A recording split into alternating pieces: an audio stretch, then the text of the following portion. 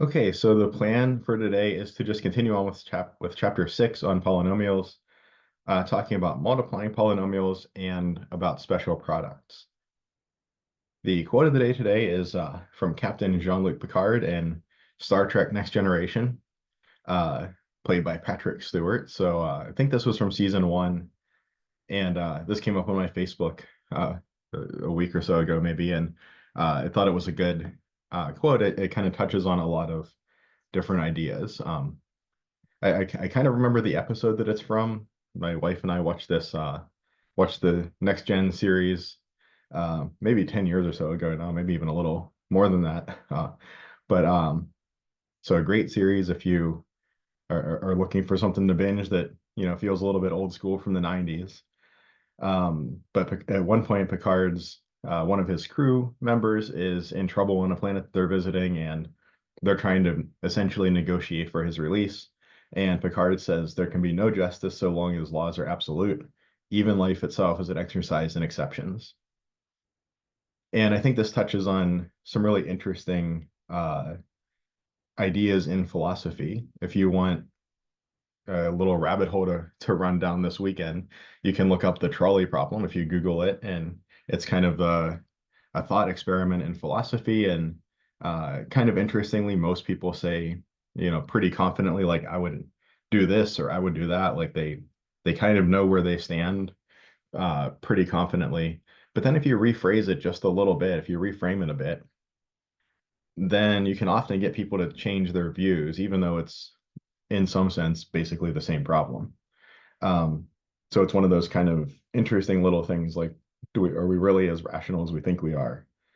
And this really touches on the idea that I would probably say is something like a spectrum from deontology to consequentialism, from basically by the book thinking, these are the rules, these are the laws, we follow them, period, end of story, to consequentialism, which is something a little more in the lines of the ends may justify the means, right? And, if you think of things like mathematics and physics and chemistry, these tend to be disciplines that are pretty by the book, right? Like we have to follow very specific rules when we're going through and, for instance, multiplying polynomials out or something like that, where there are very specific rules we have to apply. We have to apply them within a rigid framework and do everything exactly right to get the answer right.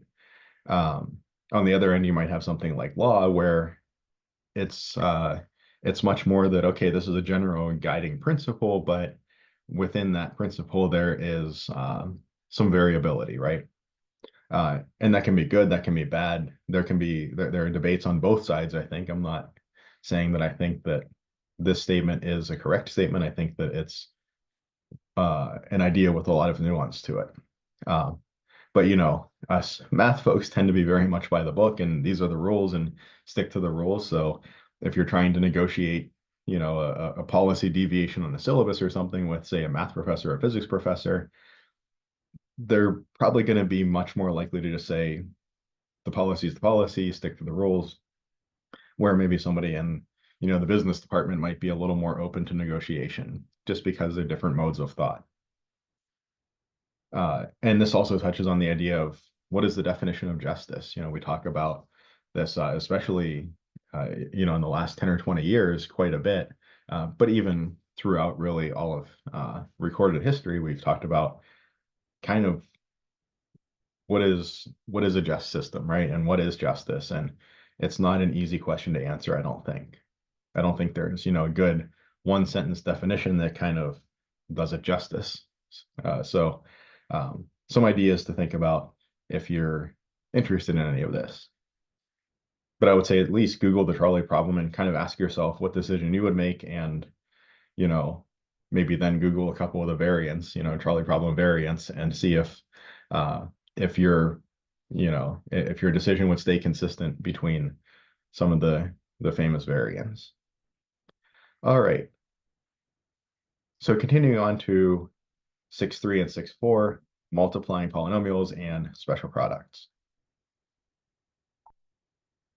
So let's take a look first at a couple of simple examples here. We have in this case, we have three examples where we have a binomial, x plus 1, multiplied by a monomial, maybe the number 3. The number 3 we know is obviously just a number, a constant, but it's kind of like a monomial of degree 0, right? Or down here, if I can select it, we're multiplying x plus 1 by the monomial x. Well, on one hand, we're multiplying the monomial on the left side, and on the other hand, on the right side. Is that going to make a difference? Not really.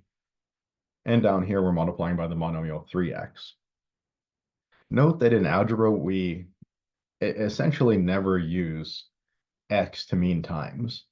So I gave this an extra space, but even if you didn't have the extra space there, something like this, 3x parentheses x plus 1 end parentheses would mean 3x times x plus 1.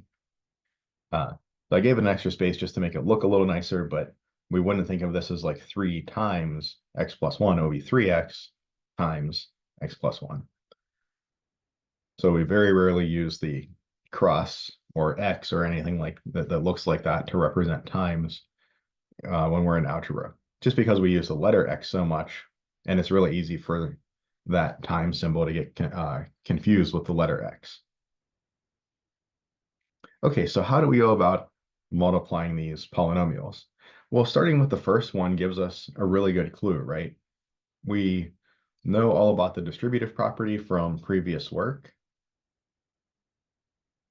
And if I just have a number multiplied into x plus 1,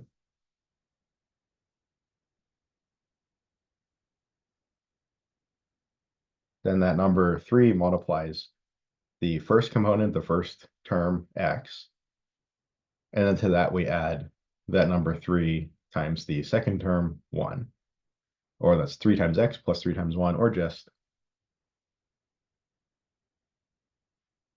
3x plus 3.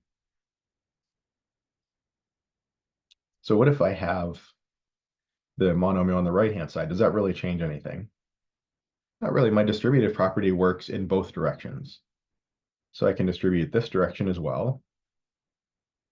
I mean, we can see that pretty clearly because multiplication is commutative. I could just as well write this or rewrite it as x times x plus 1, and it'd be exactly the same thing.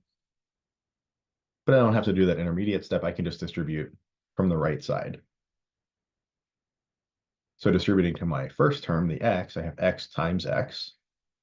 And be a little careful here. It's easy to make, again, when we're moving into a new topic, it's easy to make simple errors. You might do like x times x equals 2x or something, right? Well, no, that's x plus x. What's x times x? That's x squared. And then distributing into my second term, I have plus x times 1, or just plus x. So if my monomial is on the left or the right, it's essentially the same process. And if I have a monomial like this, like 3x, where I have a constant times a power of x, and I want to distribute, I take that whole 3x and distribute it to both of the terms. So that whole 3x, 3 times x, gets multiplied by x. And to that we add 3x times 1. Or this gives me 3x squared plus 3x.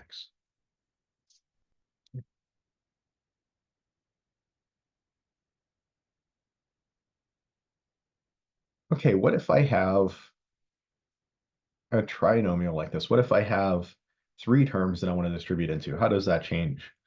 Well, it really doesn't change anything, right? If we have a times b plus c plus d, I can really just imagine, say, cordoning off c plus d.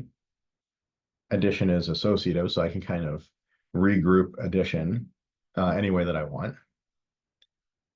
And then I can distribute a into b, and then into the c plus d terms. So I have like ab plus a times c plus d. And then I can distribute a into c and then into d. And I see essentially what I did is just distribute the a through each of the three terms individually.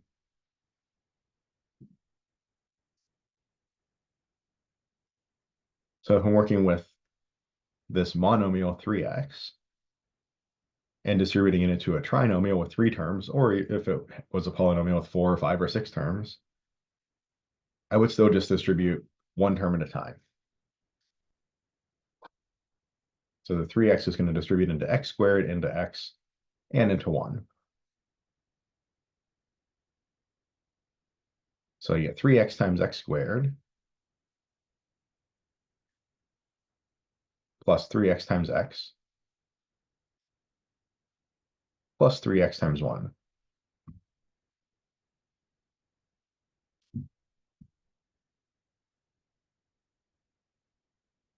And multiplying these two monomials together, my constants multiply, well, that's just 3. And then I have x times x squared is x cubed. These next two monomials, 3x times x, 3x squared. And these next two, just 3x. So we have 3x cubed plus 3x squared plus 3x. So hopefully this all looks somewhat reminiscent of previous work, either from MAT090 or maybe from other prerequisite work. Now, what if I want to distribute a monomial that maybe has a coefficient that's a -1, that's maybe a negative, or if I run across negative signs inside my polynomial that I'm distributing into? Well, again, remember that if I see something like negative z squared, write that a little better, negative z squared, I know this is really like -1 times z squared. That negative sign is just basically the coefficient -1, the number -1 multiplied onto the variable part. So I really treat negative z squared kind of like I treated 3x up here. That whole thing is a single monomial. And I'm going to distribute it into each of the three terms in my polynomial.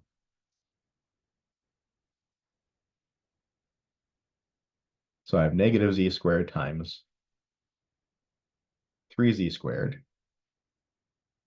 plus negative z squared times -2 zy. And let me just erase this little note over there. And then plus negative z squared times 1. Note that I'm going through really carefully and systematically. I have a lot of negative signs floating around here, so I want to make sure that I don't accidentally miss any of those negative signs or miss the interaction between the negative signs.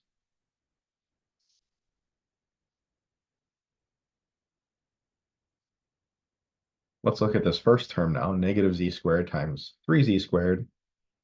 If I multiply the constants, -1 times 3 is -3. And then z squared times z squared, that's z to the 2 plus 2 power, or z to the 4th power.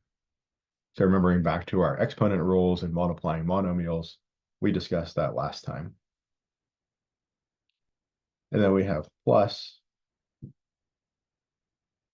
If I multiply these two monomials together, my constants multiply. -1 times -2 gives me a +2.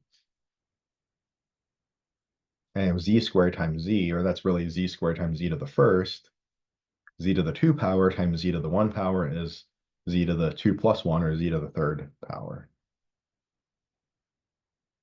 And then the y to the 1st power, it doesn't have any other y's to combine with. It's just y.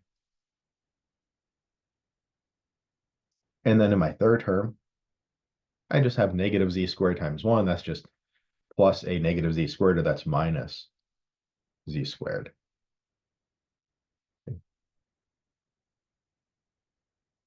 So when you get really good at this, you can kind of do all of this in one step. But I would actually recommend taking your time and writing out this intermediate step, it doesn't take that much longer to do. And it really, especially when there's lots of negative signs floating around, it really reduces the error rate a lot, I find. So I'd recommend doing this maybe for even longer than you really think you need to, maybe throughout all of the 90 and maybe even in 108 until you get really, really proficient at this. It's really easy to make a sign error. Forget to change one of the signs and then the answer is incorrect and you're kind of pulling your hair out trying to figure out where is this incorrect detail. And often with sign errors, they're kind of like they're kind of hard. They're kind of a pain to weed out if you look back through your work. So so I do recommend taking this intermediate step. It just kind of keeps everything sorted out nicely. Okay, so let's take just a minute or so and do one quick exercise here. Negative 2y squared times 6y plus 3, 6y squared plus 3y minus 1. So take maybe 90 seconds or so, go through this one, and we'll come back and discuss the answer.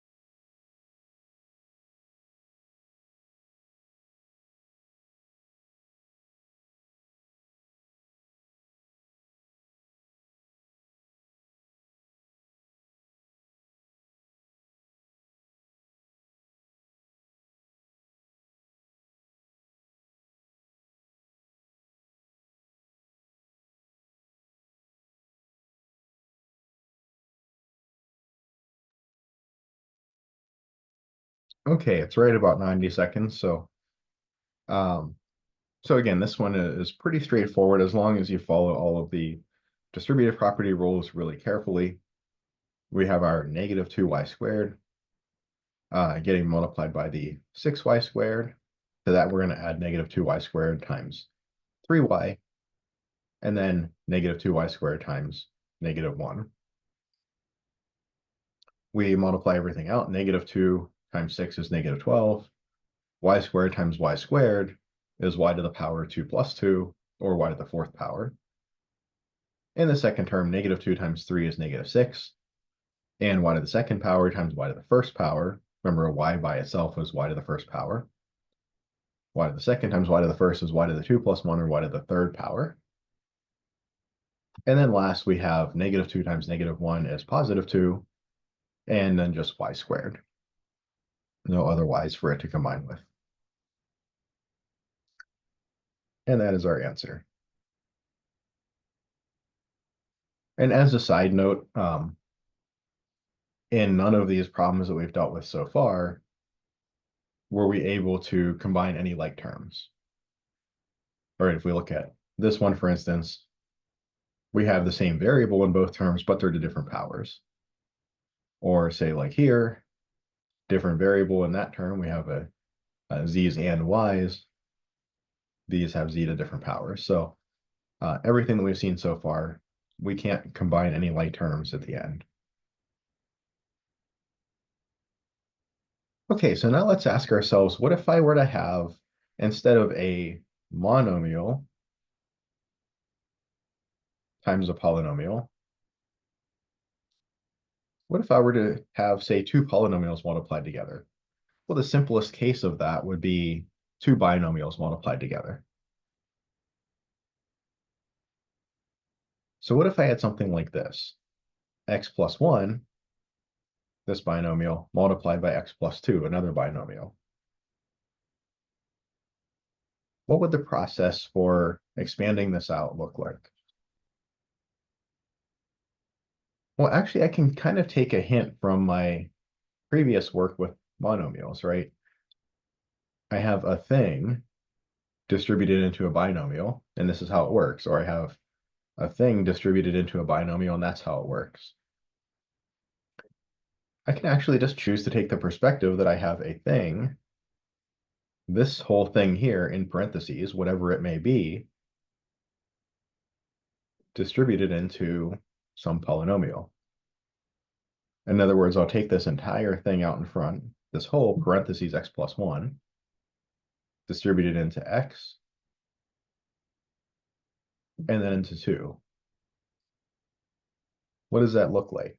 Well, it looks like that whole thing, x plus 1 times x. That's the first term.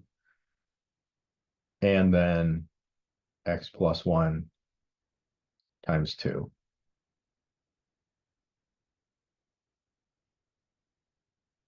Okay, we've kind of broken one of our binomials apart. And now each of these two terms, this term and this term, each of these terms is a binomial times a monomial. And hey, that's a little bit simpler. That's actually what we were looking at up here. So that was really the first thing that we looked at, monomial times binomial. So I could take each of these, here's a monomial, distributed into the binomial. So I have x times x plus 1 times x. Then I can do something similar here. Here I have x times 2 plus 1 times 2. Again, just really taking my time, writing everything out carefully. My first term, my x times x becomes x squared. My second term, 1 times x, is just plus x. My third term, x times 2, is plus 2x. And my last term, just plus 2, the constant. And here I'm almost done, but here I actually do realize that I am left with two like terms. These are sometimes called the cross terms, where like the variable part multiplies against the constant part. And I'm able to combine these together. These have the same variable x to the same power, the first power. So this ends up being x squared plus 3x plus 2. And now I've gotten down to simplest form.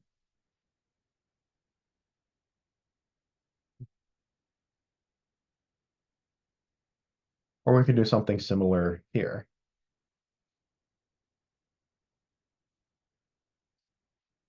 I could, if I wanted to, take this thing and distribute it into each of the other two terms,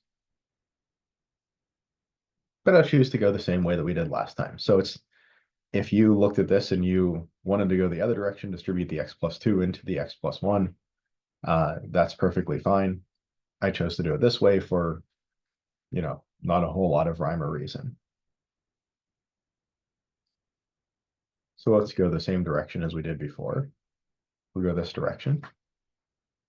So I have a thing, y plus 2, being distributed into a polynomial, 3y minus 4. So this gives me the thing I'm distributing times the first term plus the thing I'm distributing times the second term, which will be negative 4.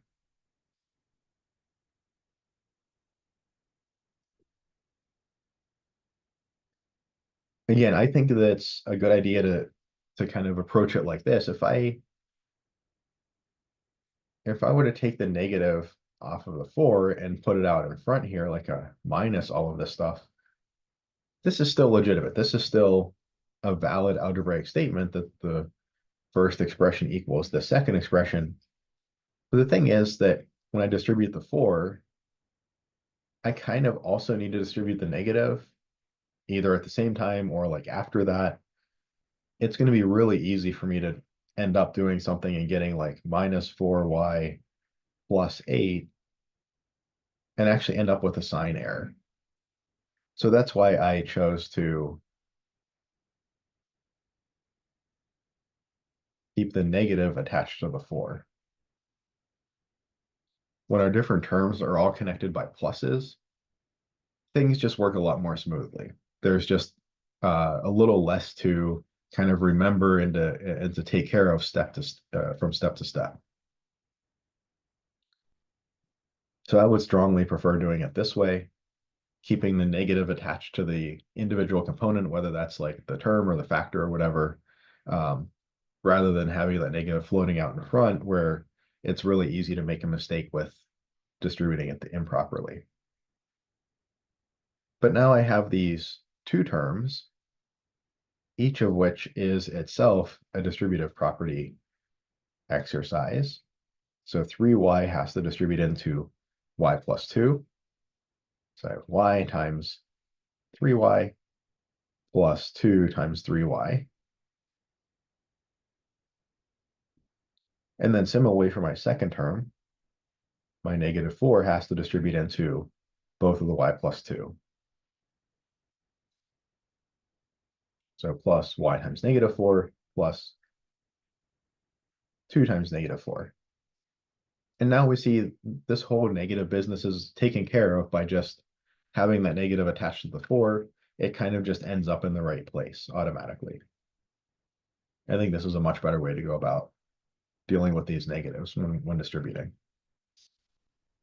So y times 3y is 3y squared, plus 2 times 3y is 6y. And then we have plus a negative 4y, or that's just minus 4y. And then we have plus a negative 8, or minus 8. And once again, we have our cross terms that are like terms, 6y and minus 4y. These can combine together.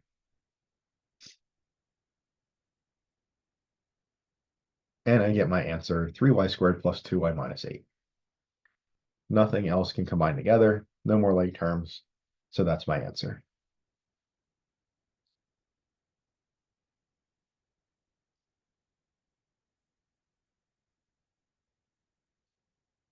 Okay, so take a look at these two exercises, multiplying two binomials together, and maybe take about 6 minutes or so to go through these two. Even if you know about things like the FOIL method and some of these tricks that you can use to do this stuff a little bit faster, for these exercises, I recommend going through this process. Go through it the longhand, the manual way, get the practice with doing this so that when we generalize to situations where FOIL maybe doesn't work so well, you'll kind of understand this underlying idea. And this underlying idea is broader in the types of problems that it can handle. FOIL is a little bit more narrow in the types of problems it can handle. Okay, so take a look at these two exercises. We'll come back in about 6 minutes or so and discuss the answers.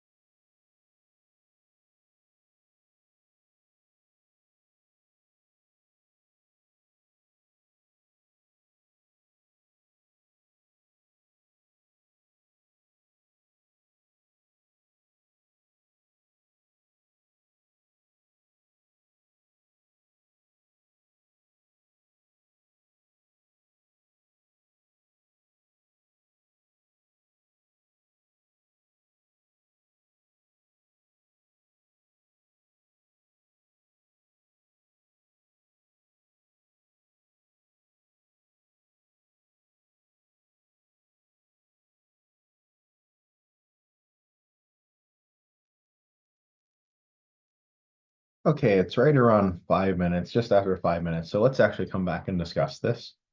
Um, Went a little bit faster than I was expecting. So for this first one, we want to distribute, say, y minus 3 into 2y and into plus 1. And again, if you did it the opposite order, your intermediate steps would look a little different, but your end result should be the same. And as an aside, if you want a little more practice, you can go back through all of the work that we did this class, well, all of these, binomial times binomial, and distribute it the other way. So, take the second term, distribute it into the first term, and work through all the details, and you should come up with the same answer. So you kind of have built-in practice problems if you wanted to go back and rework them a slightly different way. But we see we have y minus 3 times 2y plus y minus 3 times 1. And then the 2y gets distributed into the y minus 3, and the 1 gets distributed into the y minus 3 in each of their respective terms. So I have y times 2y plus a negative 3 times 2y plus y times 1 and plus negative 3 times 1. This simplifies down to, well, y times 2y is 2y squared. Negative 3 times 2 is negative 6y, so minus 6y, plus y, and then minus 3. And again, I noticed that the minus 6y and the plus y terms, those are like terms they can combine together and give me a minus 5y. The others just come down, so I get 2y squared minus 5y minus 3 as my answer. Okay, and then the next one, 2z squared plus 3 times 3z minus 2. So again, I'll just think of the 2z squared plus 3 as its own big thing that's getting distributed into 3z and then into negative 2. So I have 2z squared plus 3 times 3z plus 2z squared plus 3 times negative 2. And then in each of these terms, I'll distribute the 3z into 2z squared plus 3 and then the negative 2 into 2z squared plus 3. So I have 2z squared times 3z plus 3 times 3z plus 2z squared times negative 2 plus 3 times negative 2. And then go through again, just term by term. I have two monomials. 2 times 3 is 6. Z to the second power times z to the first power is z to the 2 plus 1, or z to the third power, so that's z cubed. Similarly, 3 times 3z is 9z. 2z squared times negative 2 is negative 4z squared. And 3 times negative 2 is minus 6. And I actually notice here that there are no like terms, because one of these binomials was a second degree and the other one was a first degree. It turns out that there aren't like terms to combine together. So I chose to rewrite them in order of descending degree. That wouldn't be strictly necessary for an answer, but I certainly think that if you're going to use this, say as part of a next step, or continuing on with the problem, if this was an intermediate step in a problem, I think this is a really valuable thing to do, to write the terms in decreasing order. So the cubic term, the third power term, then the second power term, then the first power, and then the constant term. This really just helps keep things sorted out in future steps, makes it a little easier to not make a mistake and forget to copy a term or something like that. But I realistically could have just left this at the previous line and it would have been fine as well.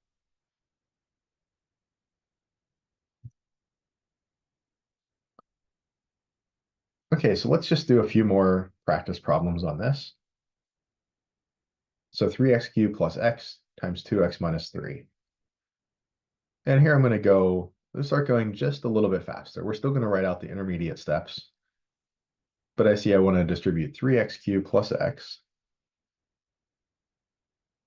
into 2x,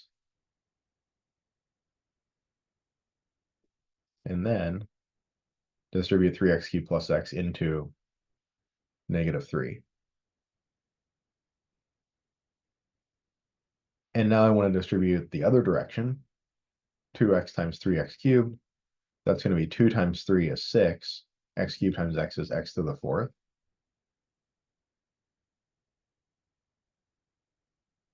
And then my next term is going to be plus x times 2x, or that's going to be plus 2x squared. And now here I have negatives floating around. I'm going to be more careful here. Plus 3x cubed times negative 3 plus x times negative 3.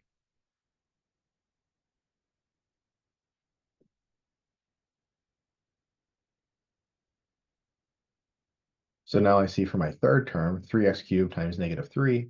3 times negative 3 is negative 9. And then times just x cubed. And then my last term, x times negative 3 is minus 3x. Do I see any like terms together? No, I have powers 4, 2, 3, and 1 on my x's, all different powers.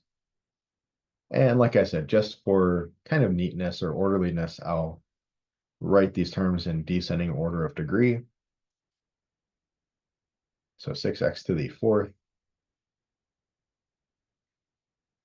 minus 9x cubed plus 2x squared minus 3x.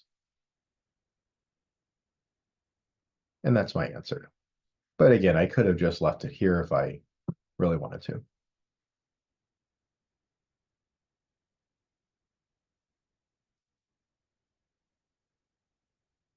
What about something like this where I have more than one variable? I have a as well as b.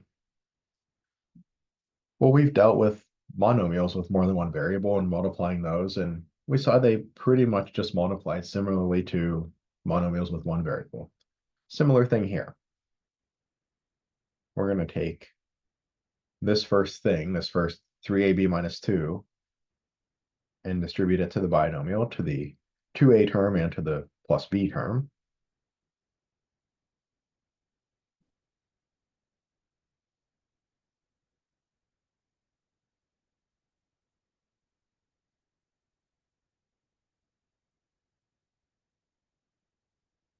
And now I have two terms where I want to distribute the monomial into the binomial 3ab minus 2.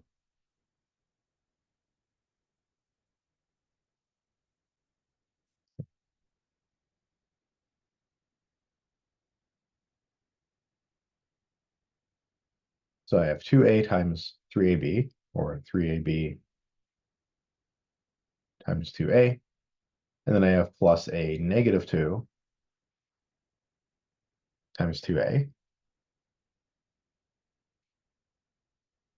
and then plus 3ab times b,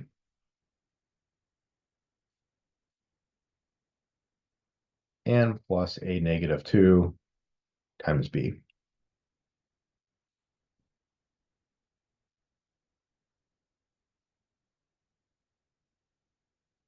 Or here I get 3ab times 2a while I multiply the constants. 3 times 2 is 6. I have a to the first times a to the first. That's a to the 1 plus 1, or a to the second power.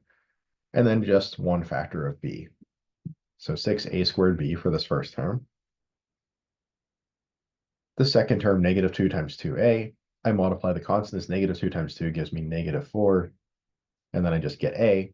And that's the end of that one. That one wasn't too bad. My third term, 3ab times b. Well, the 3 doesn't have any other constants to multiply against, so it's just plus 3. A, there's no other a's in here, so just a to the first power, just a. And then b times b, or b squared. So plus 3ab squared for the third term. And the last term, negative 2 times b, just minus 2b. Do I have any like terms? Well, my second and my fourth terms have only a and only b. Those don't have the same variables. My first and third terms have the same variables. They have both a and b. But be careful, the first term has a to the second power, and the second term has b to the second power instead. Those aren't like terms either. That is the best we can do. And for something like this, where all of my, where I have multiple variables that are kind of all jumbled up, some are to different powers than others and so on, I'd probably just leave it like this. I don't see a lot of benefit in rewriting it in, say, like decreasing order of degree or something like that. So, but if you do, if that makes it easier for you, you certainly can rewrite it.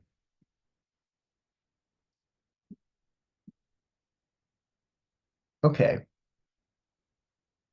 so we looked at binomial times binomial, at two-term polynomial times two-term polynomial, and we saw how they worked.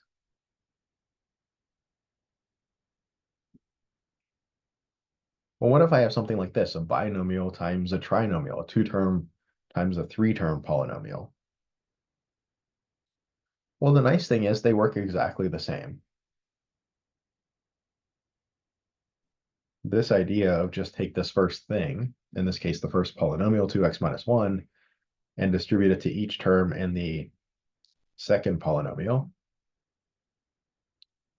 That works just the same. It's just that there are three terms in the second polynomial instead of two, but no big deal. Right? It works similarly to how these problems worked all the way back up here. Just taking one thing and distributing it into three terms instead of two. It's the same idea down here. So if 2x minus 1 distributed into 3x squared, 5x, and negative 2.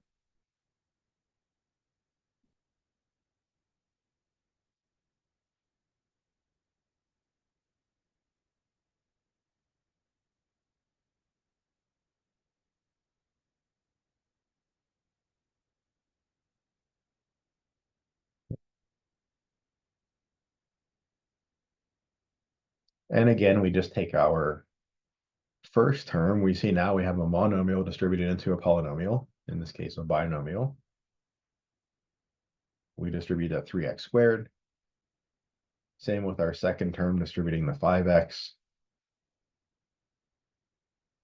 And the last term distributing the negative 2.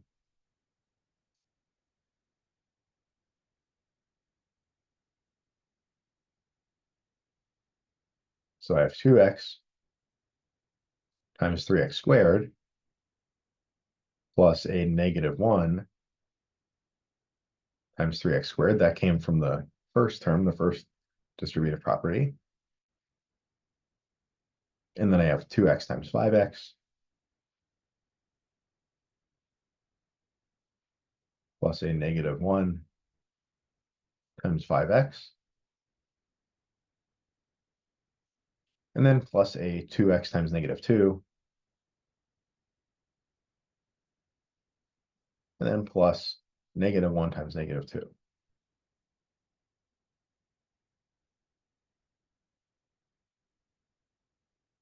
Or what does this give me? Well, this gives me 3 times 2 is 6. X times x squared is x cubed. And then minus 3x squared plus 10x squared.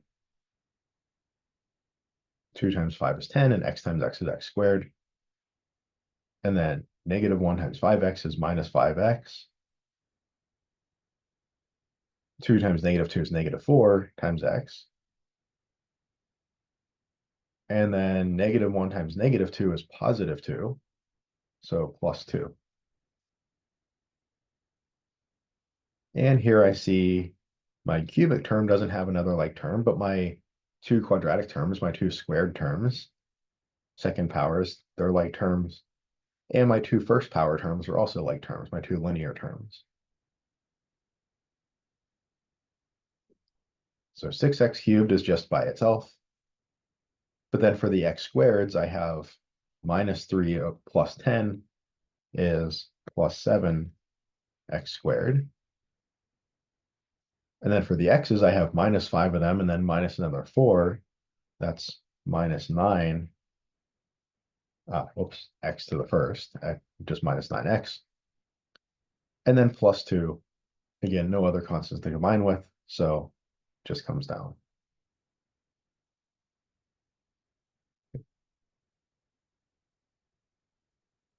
So this distributive method generalizes very nicely to if I have a two-term multiplied by a three-term polynomial, or two-term multiplied by a four-term, or even if I had like a three-term polynomial multiplied by a three-term polynomial, or a four-term by a six-term. I mean, it kind of gets out of hand pretty quickly with keeping all of the details straight and being able to fit all of the algebra on like one page or one line. But you can imagine that this generalizes very easily, at least conceptually.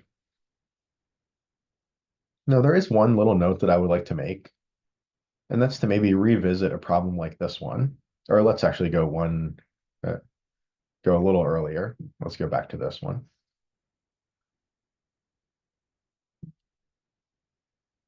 So I would like to jump over here and just kind of as an aside,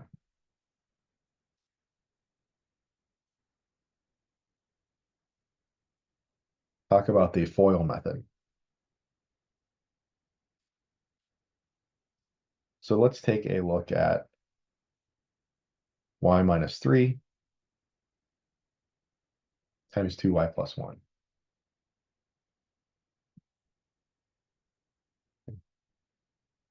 There are different thoughts on the FOIL method. Some people absolutely hate it, and their argument is that it doesn't generalize to help us with problems like these ones down here. Some people actually absolutely love it and almost like don't even teach any of this another way. I think I have, at least my opinion is that I have a middle of the road approach, I think. I don't know. Where I kind of lean on the fundamental distributive property, quite often. But also, I mean, practically speaking, having a little algorithm that can help us with some special cases that come up quite often is kind of nice. So FOIL is basically a little mnemonic, and it stands for first, outer or outside, then inner or inside, and last. So what I'm saying is that if I have a two-term polynomial multiplied by another two-term polynomial, or really if I have a two-term anything multiplied by a two-term anything, the way that I can multiply them out is I can take the firsts, multiply those together, y times 2y. These are the firsts. Take the first component of each parentheses. I can take the outside components, the y and the plus 1.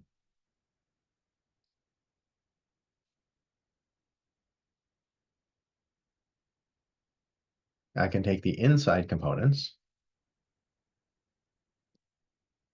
the -3 and the 2y. That's one thing. You have to be really careful about your negatives when you're doing this. So I need to bring that minus down with a 3 and 2y. And then my last, take the last component of each parentheses, -3 times +1 for my lasts. What's the benefit of this method? Well, I basically get to skip a step, right? I don't have to write out one distribution and then do the distributions again. It kind of saves me a step. What's the downside? It doesn't generalize to multiplying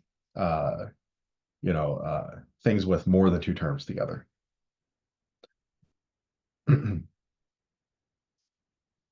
But we see that we would get y times 2y is 2y squared.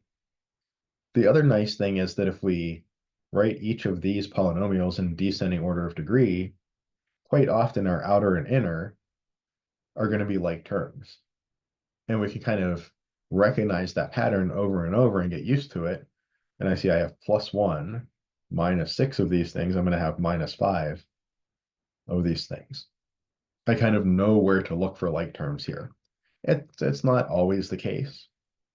If we did FOIL with this one, we would still not end up with any like terms. It's not like we're going to change the fundamental way the problem works by using the FOIL method instead of a different method. But when we do have like terms, we often look for them in the outer and inner pieces of FOIL. So I see I have a plus 1y and a minus 6y, so minus 5y, and then minus 3. So this might also save me a second step some of the time, because I kind of know to look for like terms between the outer and inner.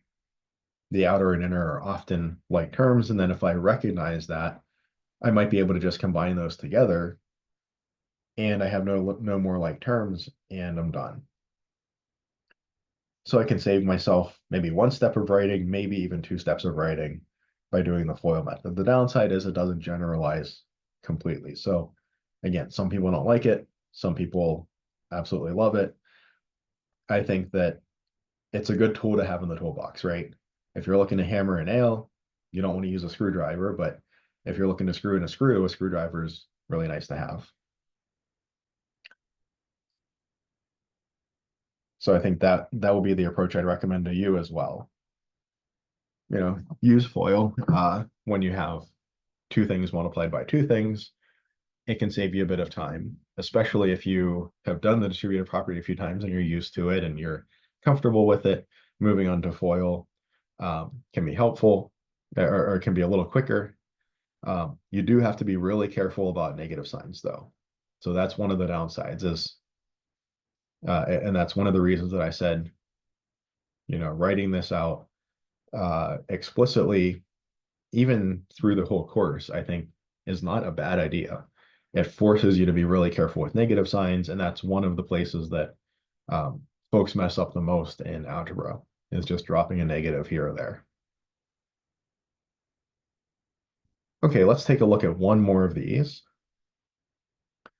So here again, I have a binomial multiplied by a trinomial. And just to do something a little bit different, I'm going to distribute the other way, just to show you that this works just as well. I can distribute the trinomial, the 3y squared plus y minus 4, into 1 minus y.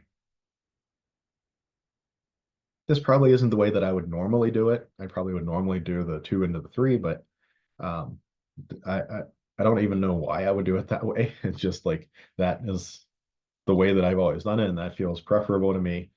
But I think it's about the same one way or the other. So if I distribute the 3y squared plus y minus 4 into 1, I end up with 1 times 3y squared plus y minus 4. And then into minus y, so that's plus negative y. I'm going to be really careful here and break this 1 minus y into 1 plus negative y and have that negative attached to the y. 3y squared plus y minus 4. And again, now I have two terms. If you did it the other way, you'd have had three terms. And in each term, I have another distributive property to do. So we're either distributing 3 into 2, and then 1 into 2 3 more times, or we're distributing 2 into 3, and then 1 into 3 2 more times. I think I said that right. So either way, we're getting 6 terms out, just 2 times 3 or 3 times 2, just a question of what the intermediate steps look like. Okay, in my first term, I have 1 times 3y squared. That's just 3y squared. Plus 1 times y is plus y. Plus 1 times negative 4 is minus 4. And for my second term, I have negative y times 3y squared. That's a negative 3y cubed. I have negative y times plus y. That's negative 1 times positive 1 is negative 1 y squared. And negative y times negative 4 is plus 4y. And I see that I have some like terms here. My y squared terms are like terms. And my y terms are like terms. The y cubed term and the constant term don't have anything else to match up with. Okay, so I have negative 3y cubed. And when I have a lot of terms like this, sometimes I'll actually go back and check them off, like literally put a check mark above each term as I use it. So that's my third power term. What about my second power terms? I have a 3y squared minus y squared. That gives me a plus 2y squared. My first power terms, plus y plus 4y is plus 5y. And then lastly, my lone constant term, minus 4.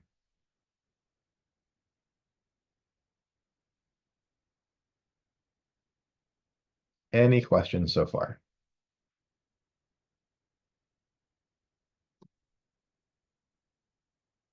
Okay, so let's look at two exercises. And maybe just for practice, just for seeing things a couple different ways, uh, do the same thing we did up here. Do one of the problems kind of distributing the binomial into the trinomial, and then do the other one the other way, distributing the trinomial into the binomial. So we have two problems for you to practice here.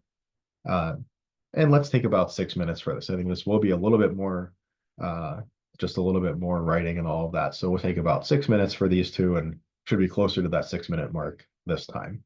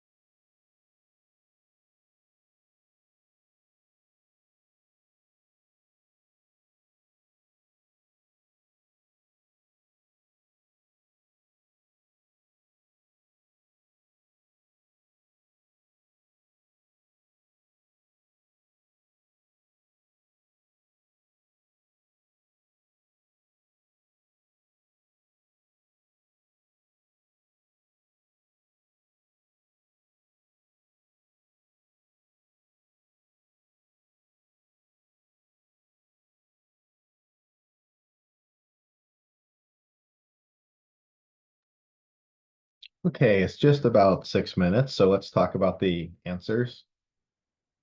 So for our first one, I chose to distribute the x plus 1 into the trinomial. So I ended up with x plus 1 times x squared plus x plus 1 times 2x plus x plus 1 times 2. And again, just doing 3 more distributive properties, boiling all that down, we ended up here. And we noticed that we had some like terms in the x squared terms, the x to the second power terms, and also some like terms in the linear terms, the x terms. So we combine that x squared plus 2x squared into 3x squared and the 2x plus 2x into 4x. And that gave us our answer, x cubed plus 3x squared plus 4x plus 2. For our second exercise here, I just chose to do it the other direction to distribute the trinomial into the binomial. Not, like I said, not usually the way that I would do it, just I guess by my personal preference, but a perfectly valid way to do it. And, it gives us a little bit of a different view on this problem. So I end up with 3y times 2y squared minus y minus 1 plus negative 5 times 2y squared minus y minus 1.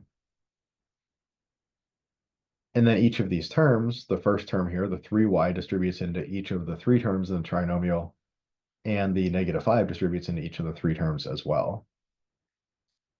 So I end up with 3y times 2y squared plus 3y times negative y plus 3y times negative 1. And then from the second term, negative 5 times 2y squared plus negative 5 times negative y plus negative 5 times negative 1. So just really taking my time here because I see all of these negative signs floating around, being really careful that I don't make any transcription errors, just forgetting to copy a negative sign from one line to the next. And also that I kind of break everything apart line by line, step by step carefully so that, examples like this constant at the end here, negative 5 times negative 1, I see that there are 2 negative signs multiplying together. They're going to give me a positive. So this gives me 6y cubed from the first term, minus 3y squared minus 3y, minus 10y squared, plus 5y plus 5. And I do see that I have some y squared terms that are like terms and will combine together. And I also have some y to the first terms that are like terms and will combine together. The cubic term and the constant term are just by themselves. So let's start with the cubic term. We'll start with the highest power term, 6y cubed. And the quadratic terms next, the second power terms, negative 3y squared minus 10y squared. That should be negative 13y squared. My linear terms, my y to the first power terms, negative 3y plus 5y should give me plus 2y. And I guess I haven't been checking these off. There's my quadratic terms that I used, my linear y to the first power terms, and then my constant plus 5. I don't see any other like terms here. Powers 3, 2, 1, and 0, all different powers. So that's my answer. Any questions on anything up to this point?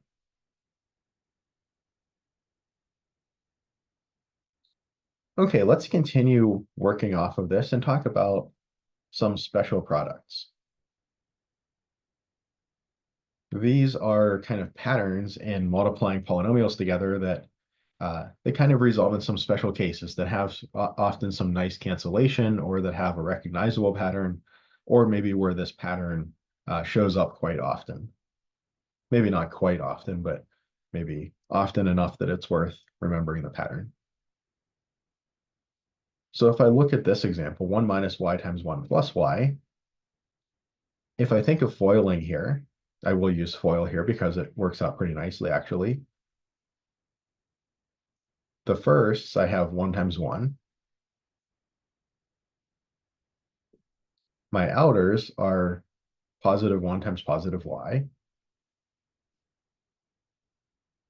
My inners are negative y times 1. And my last, negative y times y. And I might realize that the outer and inner, remember that's where we kind of looked for like terms in the FOIL method. Oops, that is my lasts there. So the outers and inners is where I often look for like terms. Now I should always check my result at the end and check again and see if there are any like terms if I don't see any, but just knowing to look for like terms in outer and inner can save me a bit of time and effort. And I actually see that I get plus y minus y, and they exactly cancel out. My y to the first power terms go away. And I'm left simply with 1 squared minus y squared. So I actually have a pattern that a plus b times a minus b is, what is that going to be? My firsts are a squared, a times a. My outers are minus ab. It's this a times minus b. So I get a minus ab from the outers. My inners are plus ab. My cross terms exactly cancel. Minus ab plus ab, 0 ab left over. And then my lasts are minus b squared. So if I see a scenario that fits into this pattern, something plus something else times something minus something else, where the somethings and the something else's are the same things. So a plus b times a minus b. It's not like a plus b times c minus d does this. A plus b times a minus b has this nice cancellation of the outer and inner terms, and also a nice combination of the first and last terms that gives this this kind of a squared minus b squared result. So I recognize 1 minus y times 1 plus y maybe as a special product, and I see that I can just write the answer as 1 squared minus y squared, or I would just simplify that to 1 minus y squared. I wrote the 1 as 1 squared just so we could kind of see that or recognize that pattern over here. And I also have another type of special product here, x plus 2 all squared. Now, this is something that even at the calculus level, I see students often making a mistake here and writing x squared plus 2 squared, or basically x squared plus 4, and being done with it. That would be distributing an exponent into a sum. Can we distribute exponents into sums? Let's check. We have our PEMDAS, our parentheses, exponents are roots. That's where our second power is. It's the exponent level. Multiplication and division, addition, subtraction. The distributive property distributes multiplication and division into addition and subtraction, right? That's what we've been doing all along here. We've taken, let me go all the way back up to the beginning where it's even clearer. We've taken a multiplication. Well, now I have too much stuff written up here. There we go. We've taken a multiplication 3 times x plus 1 and distributed it over an addition.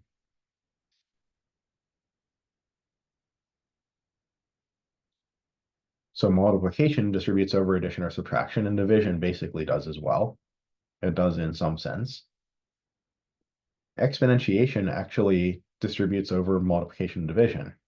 That was our like a times b to the power m equals a to the m, b to the m rule. That essentially exponentiation can break apart multiplication. But there is no distributive property distributing exponents over addition. So this is not simply x squared plus 2 squared. The distributive property takes us one line adjacent on PEMDAS, not two lines. Okay, so if we can't do that, what do we do here? Well, we really just go back to basics. We say, what do I mean when I say that if I have 3 squared, that means 3 times 3. Or if I have x squared, that means x times x. That's what I mean by something being squared. Well, if I have this binomial squared, x plus 2 squared, that means x plus 2 times x plus 2. And wait a minute, I actually know how to do these, right? I know how to multiply two binomials together. I could use the FOIL method. The firsts are going to give me x times x, or x squared. My outers are going to give me plus 2x. My inners are also going to give me plus 2x. So I get plus 2 times 2x. I get plus 2x and then plus another 2x. And then my lasts are going to give me plus 2 squared. Or this simplifies down to x squared plus 4x plus 4. Or more generally, if I have a plus b all squared, that's just a plus b times a plus b, or that's a squared. My outers give me a plus ab. My inners give me plus ba, which is the same as plus ab. So that's plus 2ab. And my last give me plus b squared. So this pattern where I have kind of an a squared plus b squared, but also this plus 2ab cross term, is the perfect square pattern. So I have this difference of two squares pattern. I have perfect square minus another perfect square. Or I have my binomial squared pattern, a squared plus 2ab plus b squared. So those are two different special cases, so some special products that can often be helpful.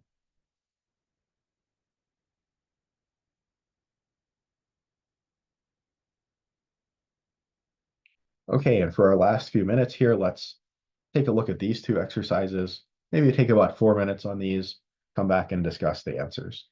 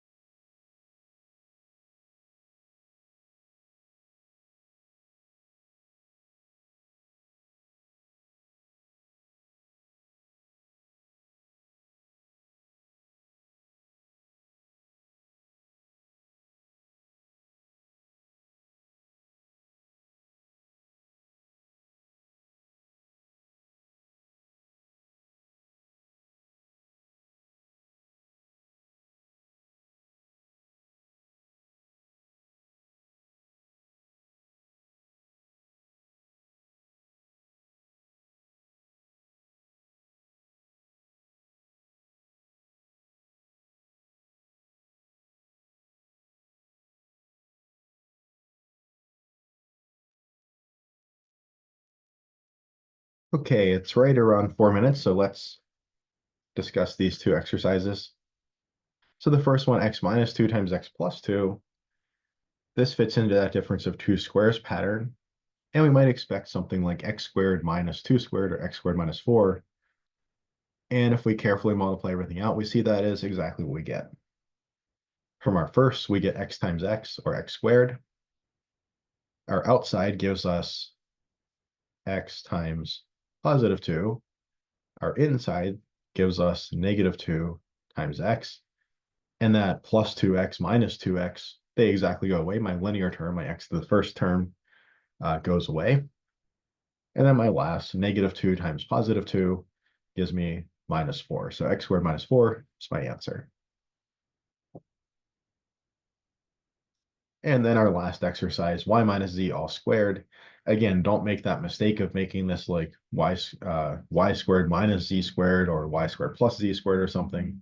We really need to remember that the exponent does not distribute over addition or subtraction. We need to go back to the basics of what does it mean for something to be squared? It means you multiply that thing by itself. And what is y minus z times the same thing, y minus z? Well, we can use our distributive property here. We could FOIL if we wanted to, or we could recognize this as one of these special cases and just use the pattern. But if we distribute, we get y minus z times y plus y minus z times negative z.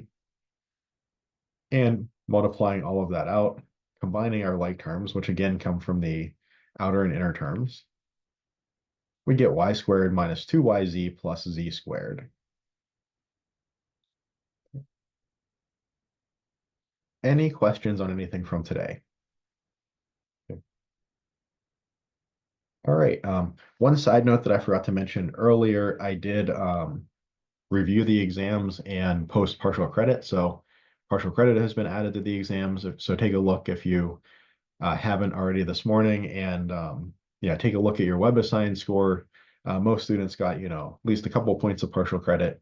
So take a look at your updated score. If you have any questions on, you know, uh, what credit was assigned to what problems or whatever, then just send me an email, let me know.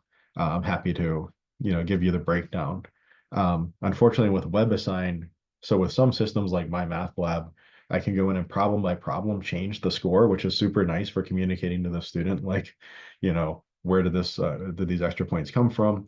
With WebAssign, unfortunately, I just have to like basically add points on as a bonus to the entire exam or assignment. So it's a little bit clunkier for me to give partial credit on WebAssign. And I do put notes in there that say like what problem got how much extra credit, and then kind of for like a rough reason why. But I'm not sure if you guys can see those notes or not. So I think they might just be notes on my end. So if you have any questions about the details, just send me an email or pop in office hours, and I'm happy to go over the exam with you. But I think that's all I have for today. Let's wrap up a few minutes early. We got through everything we needed to get through, and some of those exercises went a little faster than I had initially planned on. So we'll finish up a couple minutes early and get to enjoy the spring weather for a few extra minutes today. So let me stop the recording